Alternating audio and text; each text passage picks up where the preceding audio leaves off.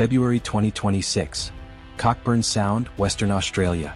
Beneath the blazing southern sun, the turquoise waters of the Indian Ocean begin to churn. A massive, pitch-black silhouette breaks the surface, rising from the depths like a leviathan. It displaces 7,400 tons of water. It is covered from bow to stern in thousands of anechoic acoustic tiles designed to absorb active sonar and silence its internal machinery. It has no exhaust vents for diesel engines because it does not burn fossil fuels. It is powered by a pressurized water reactor that will never need to be refueled for the entirety of its operational life. As it glides toward the heavily fortified wharves of HMAS Stirling, the flag snapping from its sail is not the Australian white ensign. It is not the stars and stripes of the United States. It is the white ensign of the British Royal Navy.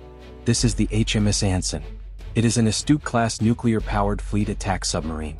For the Chinese Communist Party, and for the strategic planners sitting in the Central Military Commission in Beijing, this image is not just a photograph of a submarine. It is the sudden, terrifying collapse of a 50-year-old assumption. For decades, the adversaries of the free world believed a comforting myth, that the United Kingdom was a spent force.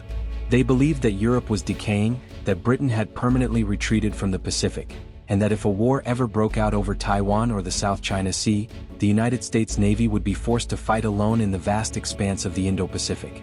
The arrival of the HMS Anson in Australia proves that myth is dead. This is not a diplomatic patrol.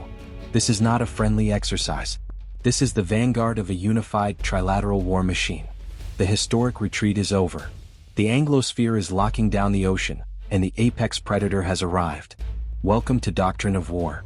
Today we are analyzing the definitive end of the East of Suez withdrawal, and the monumental return of British hard power to the Indo-Pacific. Here is the thesis for this episode. You cannot deter a global superpower with a fragmented, regional strategy. The West is no longer fighting as individual nations with separate supply chains. We are physically fusing our most highly classified, highly lethal military assets into a single interchangeable fortress. For a generation, conventional wisdom dictated that the defense of the Pacific rested entirely on the shoulders of the American taxpayer and the U.S. 7th Fleet. But as China churns out destroyers, cruisers, and submarines at a speed not seen since the Second World War, the calculus has changed. The United States cannot be everywhere at once. The arrival of the British nuclear attack submarine HMS Anson in Western Australia under the AUKUS agreement is the geopolitical masterstroke that changes the math. We are going to break down the arrival of the apex predator, the terrifying kinetic capabilities of the Astute-class submarine. We are going to analyze the Trilateral war machine, how Australian, British, and American engineers are breaking historical taboos by working on the exact same nuclear reactor plant. And we are going to look at the vanguard of SRF West, the impenetrable wall of deterrence being built right now at HMAS Stirling. If you are starting to grasp why the presence of a British nuclear submarine operating from an Australian port represents an absolute strategic nightmare for authoritarian expansion, hit that like button and subscribe to Doctrine of War. We strip away the political spin and break down the defense partnerships that are actively reshaping global power. Your support keeps this analysis coming. Now, let's look at why the history of this moment is just as heavy as the submarine itself. The 1968 surrender and the myth of decline. To truly comprehend the shockwave that the HMS Anson is sending through the intelligence agencies of the Indo-Pacific, we must first look backward. We must understand the profound, historical gravity of the British withdrawal from the region, and why Beijing believed it was permanent. In January 1968, facing severe economic crises, massive currency devaluation, and the painful dismantling of the British Empire, Prime Minister Harold Wilson made a brutal announcement to the House of Commons. He declared that all British military forces stationed east of Suez, which included massive bases in Singapore, Malaysia, and the broader Indo-Pacific, would be withdrawn by the end of 1971. It was an epoch-defining moment. The Royal Navy, the institution that had essentially owned the world's oceans for centuries, was retreating. It was accepting a reduced regional role. The focus shifted entirely to the North Atlantic, to the Cold War mission of hunting Soviet ballistic missile submarines slipping out of the Kola Peninsula, and to the defense of the European continent. For the next 50 years, Chinese strategic planners baked this reality into their grand strategy. The People's Liberation Army, PLA, mapped out their anti-access/area denial, A2/AD, networks based on a binary conflict, China versus the United States. They looked at London and saw a nation distracted by Brexit, bogged down by European land wars, and culturally exhausted. They assumed that the British public would never stomach the financial or political cost of projecting high-end military power 10,000 miles away from the White Cliffs of Dover. They believed the East of Suez surrender was the final word on British global influence. The CCP utilized this assumption to accelerate their aggression in the South China Sea. They built artificial islands, militarized reefs, and bullied their neighbors, operating under the supreme confidence that the Western alliance was fractured. They believed that while the US might protest, the European powers would simply issue strongly worded diplomatic memos and look the other way to protect their trade interests. The arrival of the HMS Anson in Cockburn Sound is the physical 7,400-ton repudiation of that half-century-old assumption. The AUKUS mandate and the global pivot. The strategic pivot back to the Pacific did not happen overnight. It was born of necessity. As the PLA Navy grew from a coastal defense force into a blue-water behemoth, the intelligence assessments in London, Washington, and Canberra synchronized into a single, terrifying realization. If the rules-based international order collapses in the Indo-Pacific, the economic and security shockwaves will instantly shatter Europe. The concept of a regional war in the 21st century is a fallacy.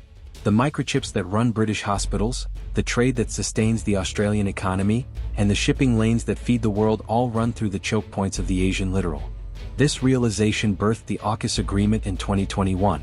While the media focused on the distant promise of Australia acquiring its own nuclear-powered submarines in the 2040s, the immediate actionable mandate of AUKUS Pillar 1 was much more aggressive. It demanded immediate forward deployment. It demanded that the US and the UK place their most advanced assets in the theater now. The deployment of HMS Anson is the execution of that mandate.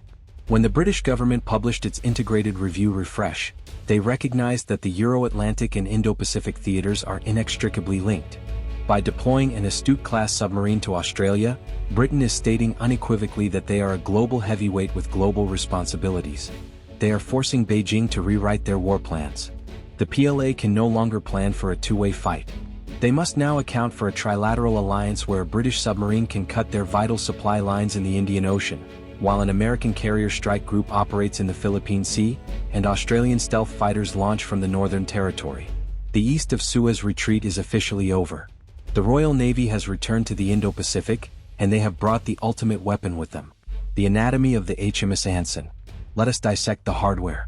To call the HMS Anson a submarine is to dramatically understate its purpose and its capability. When the U.S. Director of the Naval Nuclear Propulsion Program, Admiral Caldwell, visited the Astute-class program, he famously described the vessel as the apex predator of the ocean. In the unforgiving, lightless realm of undersea warfare, that title is not given lightly. It is earned through extreme technological superiority. Commissioned into the Royal Navy in 2022, HMS Anson is the fifth boat of the Astute-class, representing the absolute bleeding edge of British naval engineering. It stretches 97 meters in length and displaces 7,400 tons when submerged. At the heart of the Anson is the Rolls-Royce PWR-2 pressurized water reactor. In conventional submarine warfare, using diesel-electric submarines like Australia's current Collins-class, the submarine is tied to the surface. It relies on massive batteries for submerged operations. When those batteries run low, the submarine must come to periscope depth and raise a snorkel mast, or snort, to run its diesel engines, sucking in oxygen to recharge the batteries. In that moment, a conventional submarine is incredibly vulnerable. It creates a radar signature, a thermal signature, and a massive acoustic signature. Furthermore, a conventional submarine cannot sustain high speeds for long periods. If it sprints to intercept a target, its batteries die in a matter of hours. The nuclear reactor on the HMS Anson vaporizes these limitations. The Anson has infinite range and infinite endurance. Its only limitation is the amount of food it can carry for its 98-person crew. It generates its own oxygen and fresh water from the surrounding ocean. Crucially, the reactor allows the Anson to sprint at speeds well in excess of 30 knots while completely submerged, continuously, for weeks at a time. This means it can cross the vast expanses of the Indian and Pacific Oceans with terrifying speed, arriving at a flashpoint before the enemy even realizes it has left port. And when it arrives, it does so in total silence. The Astute-class is renowned for its acoustic dampening. The entire machinery of the submarine is suspended on advanced isolation mounts to prevent vibrations from reaching the pressure hull. It is covered in specialized anechoic tiles. To a Chinese surface ship operating an active sonar suite, the Anson is virtually a ghost. It can slip undetected into contested waters, acting as an invisible intelligence-gathering vacuum, or a lethal, silent assassin. The arsenal of the deep. An apex predator must have teeth. The HMS Anson is equipped with 6 533mm torpedo tubes and possesses a massive magazine capacity, capable of carrying a mix of up to 38 heavyweight weapons. This arsenal is designed to decapitate both surface fleets and land-based infrastructure.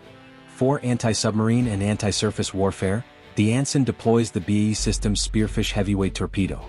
The Spearfish is a monster. Weighing nearly 2 tons, it is wire-guided, meaning the submarine's highly advanced Sonar 2076 processing suite can physically guide the torpedo to the target. But if the wire breaks, the torpedo's own autonomous acoustic seeker takes over. The Spearfish does not simply punch a hole in the side of an enemy ship. It is designed to detonate directly underneath the keel of a target. The explosion creates a massive, superheated gas bubble that violently lifts the ship out of the water, breaking its back, before dropping it into the resulting void, tearing the vessel in half. A single Spearfish can obliterate a 10,000-ton Chinese Type 055 cruiser in a matter of seconds. But the Anson is not just a ship killer, it is a strategic strike platform. It carries the American-made Tomahawk Block V land attack cruise missile, TLAM.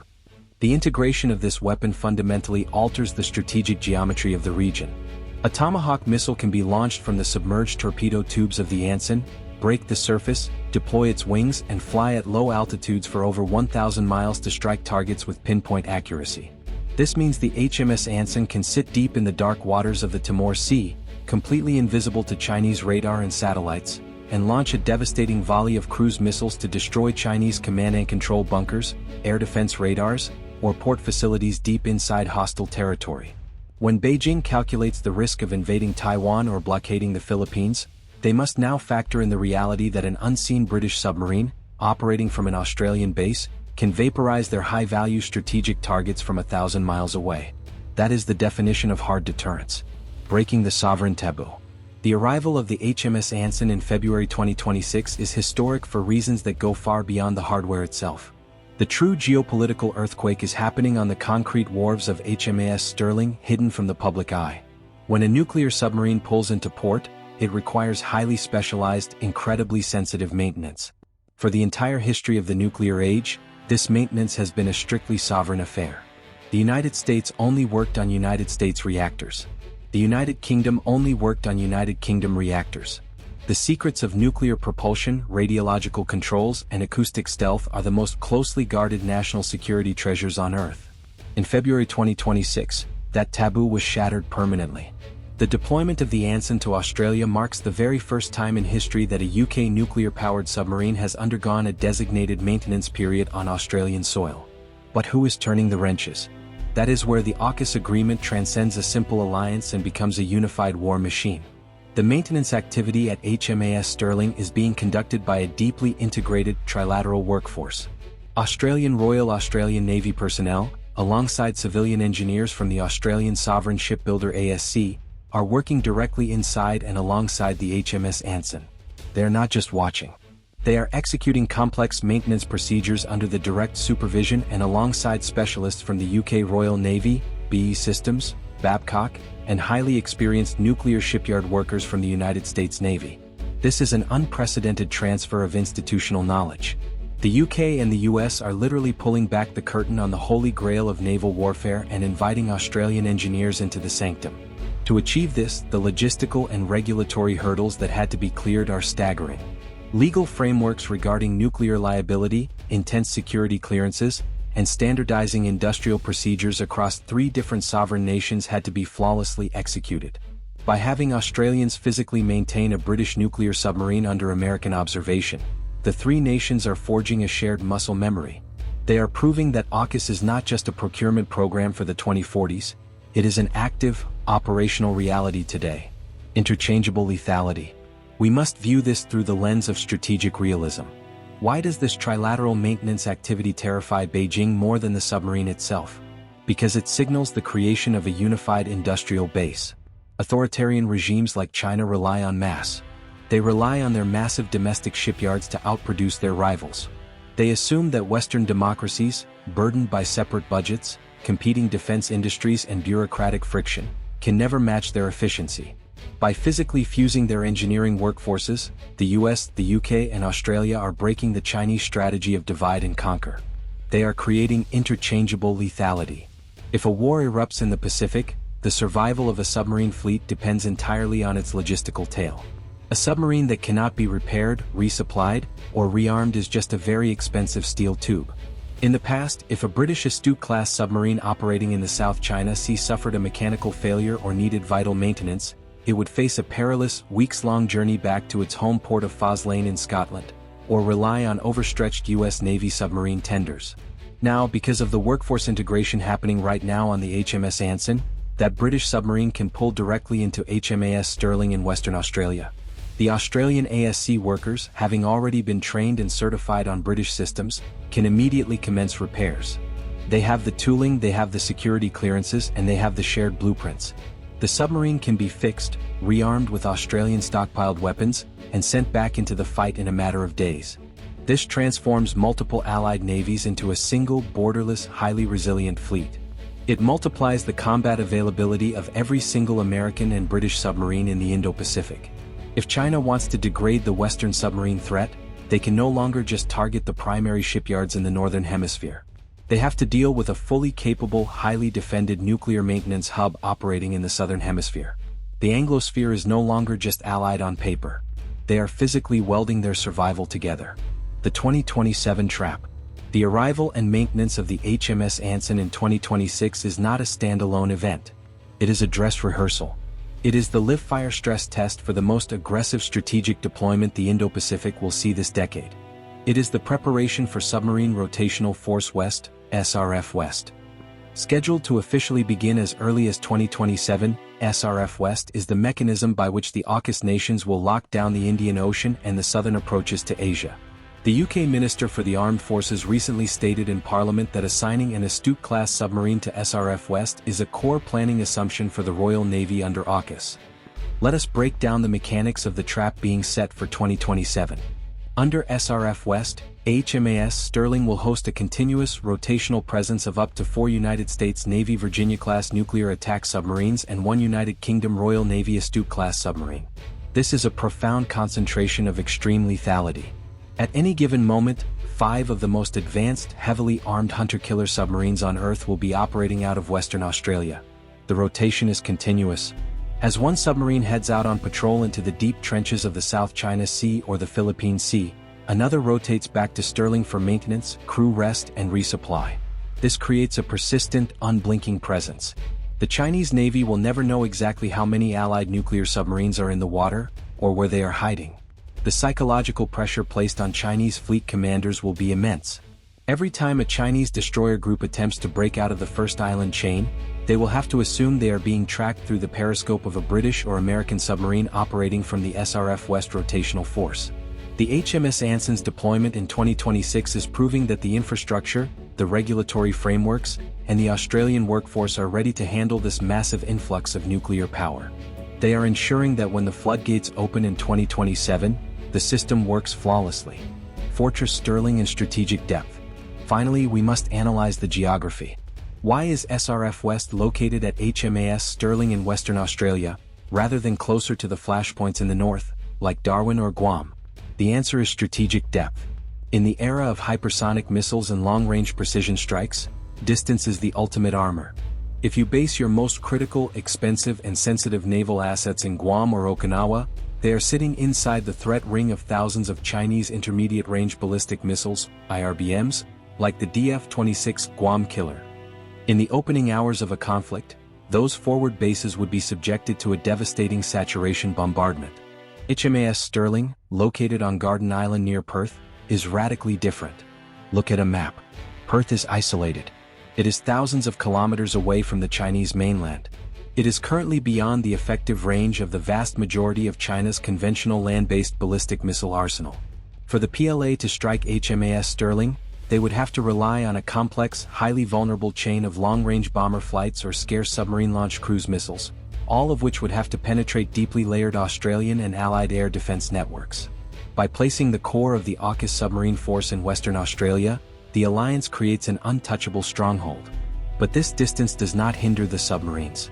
Because the Astute and Virginia classes are nuclear-powered, the transit time from Perth to the critical choke points of the Indonesian archipelago, the Sunda and Lombok Straits, is a matter of days submerged at high speed.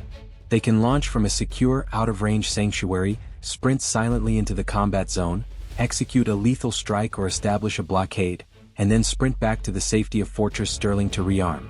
This geographic reality forces China into an impossible dilemma. They cannot effectively strike the base that is launching the submarines, and they cannot effectively hunt the submarines once they are in the deep water. The east of Suez retreat has been reversed. The 1968 Declaration of Imperial Decline has been overwritten by the geopolitical necessities of 2026. When the HMS Anson glided into HMAS Stirling, it did not just bring 7,400 tons of steel and a nuclear reactor. It brought a profound, unmistakable message to Beijing. The message is that the free world is no longer fragmented.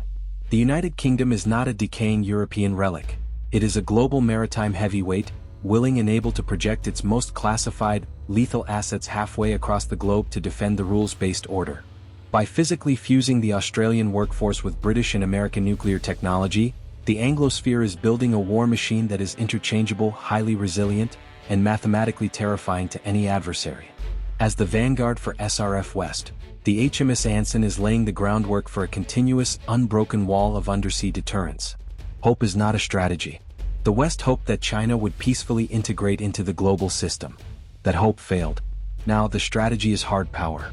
It is nuclear submarines, deep-water choke points, and the unified industrial might of three nations standing back to back. Thanks for watching Doctrine of War. Does the permanent deployment of British nuclear submarines to Australia finally prove that the West is serious about countering China, or is it too little, too late? Let us know your tactical assessment in the comments below. Stay sharp, stay realistic, and we'll see you in the next one.